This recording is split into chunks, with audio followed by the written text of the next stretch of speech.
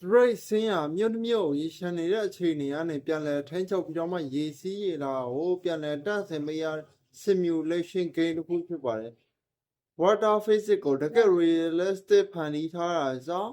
လူကြိုက်များတဲ့ indie game တစ်ခုဖြစ်ပါတယ်2025ခုနှစ်မှာဒီမိုထွက်ရှိလာပြီးတော့မှ2026ခုနှစ်မတ်လ3ရက်နေ့မှာ early access အနေနဲ့ထွက်ရှိခဲ့တာဖြစ်ပါတယ် full version realistic တော့မထွက်သေးပါဘူးဖြစ်ပါတယ်early access အဖြစ် update တွေဆက်လက်ထည့်နေစေဖြစ်ပါတယ် Rain ဆင်းကို indie developer တယောက်ကနေ Codepad ကနေဖန်တီးခဲ့တော့ပထမဆုံး demo version ကို2025ခုနှစ်အောက်တိုဘာလ1ရက်နေ့မှာထွက်ရှိခဲ့တာဖြစ်ပါတယ် demo မှာတော့ရေစီးတွေ simulation system နဲ့ပတ်ဖြိုး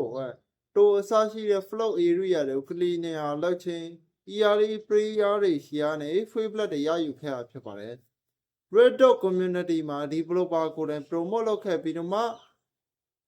float တိုးတွေရှင်းတဲ့ simulation game တစ်ခုလုံးမိတ်ဆက်ခဲ့တာဖြစ်ပါတယ်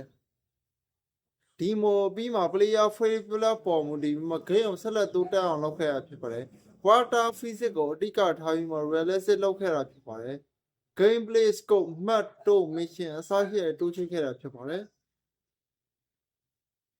ဒီချိုးပေးကြတဲ့အတွက်ကျေးဇူးတင်ပါတယ်